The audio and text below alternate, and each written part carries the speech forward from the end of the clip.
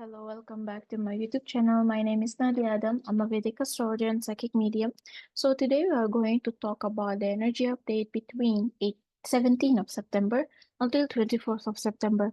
As usual, I'll divide my explanation into several parts and the timestamp will be in the description box along with my personal details if you're interested to book a personal reading with me. Okay, so the first and foremost, what we can see here that we are having Sun and Ketu, of course, conjunct in the sign of Virgo, and then we have Moon and Rahu conjunct in the sign of Pisces, which means that we are going to have a lunar eclipse, all right? Full moon lunar eclipse under the nakshatra of Purva Bhadrabadha, okay? In the same day of the eclipse, Venus will be exiting the debilitation sign and get into get into its own sign or Mula Trikona sign of Libra. Okay, the dispositor of the eclipse, the Mercury is sitting under sign of Sun. Yes, which is mean there is a Parivartana Yoga going on here between Virgo and Leo. And then in the side of the moon, we can see the dispositor is Jupiter sitting in the sign of Taurus. So what will that mean? I already done the first part of the about the eclipse cycle, all right? And I put the link on the description box. This can be quite linear lunar eclipse, but definitely it will hit us mentally and emotionally. Just due to the fact that moon is sitting in the sign of Pisces and it will be happening in Uttara, sorry, Purva Bhadrapada. Purva Bhadrapada is one of the most destructive nakshatra. It's just a fact, all right? Like everything has that two sides of it, right? The good thing and bad thing. But Purva Bhadrapada in particular, it can indicate a destruction, it can indicate transformation, it can indicate a shake-up, all right? As usual, we're going to get shake-up when our comfort zone is not really comforting anymore, all right? And because the nakshatra here is ruled by Jupiter, and Jupiter is sitting in the second house of finance, family, values, it shows what we are looking for, what we want, what we need in life will start to gradually change. Let's say, for example, in one point, my wish was to, I don't know, to have a big house. Because of whatever this lunar eclipse thing going on now, I am thinking actually to have a land instead of the house. Or maybe I need to invest in something else. For example, another example, some people, they may get into a divorce or separation because they start to realize that the person they are with is not aligning with their energy anymore. Maybe also at the same time, some people will realize that this is the one that I have to be with for the rest of my life. In other cases, some people will start to change their career, okay, their path or whatever they are doing or how they are making money during this particular eclipse. But the thing is that this eclipse only will planting the seeds.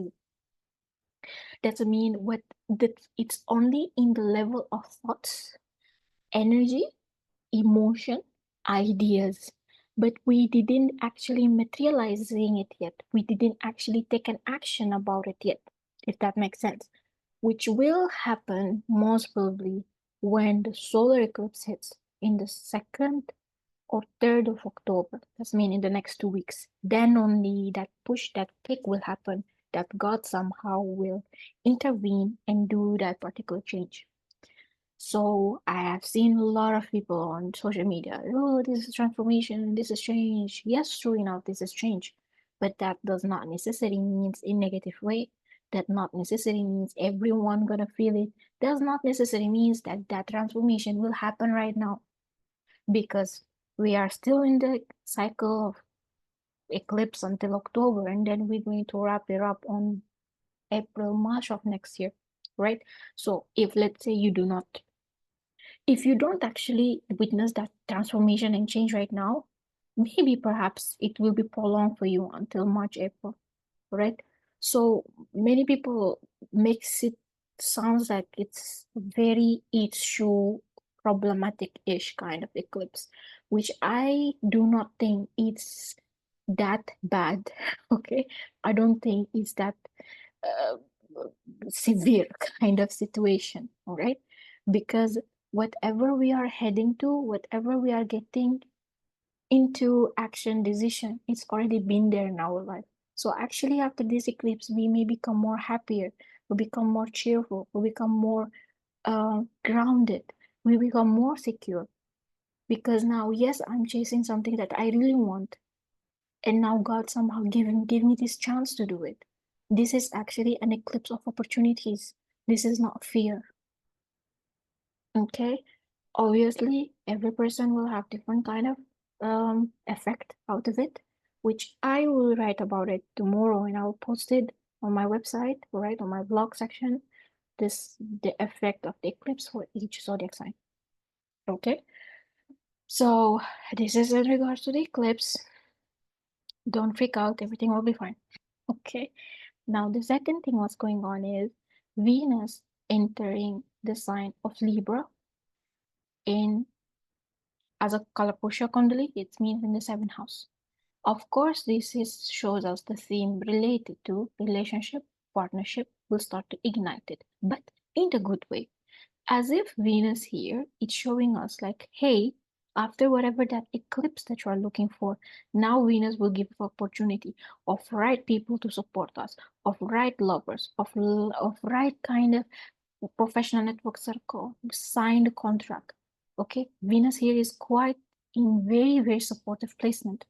It shows in abundant good fortune and luck that comes from people around. Right?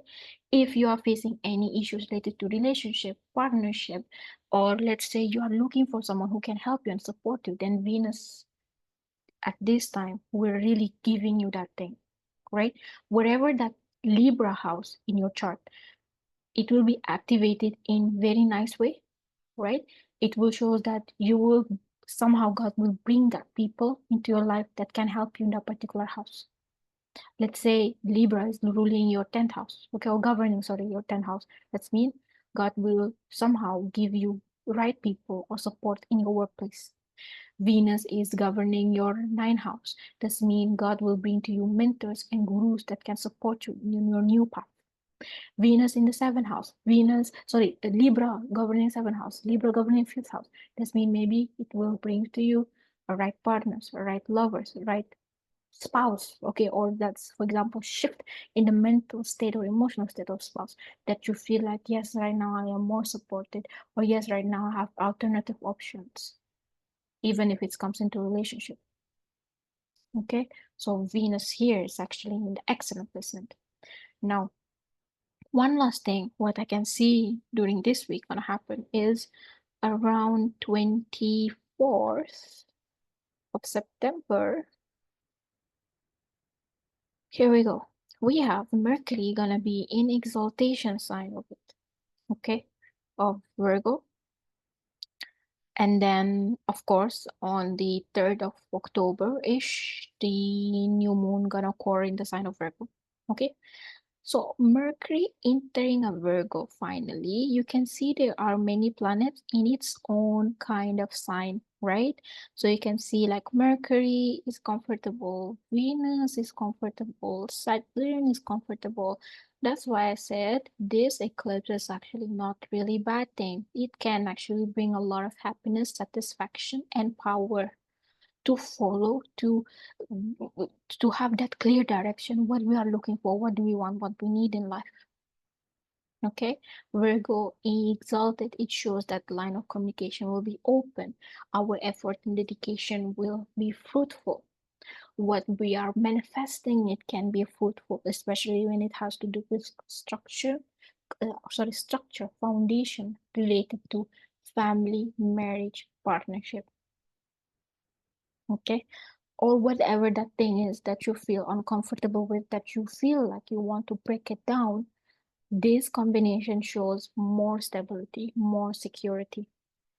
Okay, as if like, if let's say you're planting some seeds right now, all right, you're planting some seed. I have an idea, for example, to propose to this person, or I have some ideas, let's say, to apply to this particular job, or maybe you're applying for that but you're not. hitting that thing or just not getting that opportunity or not getting accepted, perhaps during this solar eclipse or when Mercury actually enters to exaltation sign, it will give you that thing. It will manifest for you if God really willing and want you to have it, right? This is a very, very, very extremely nice cycle, all right? But the most important thing is to build structure upon it, okay? Be clear in your mind because we have still Saturn is retrograding. Okay, and this cycle thing, it just didn't end yet. We're still gonna have another eclipse on March and April.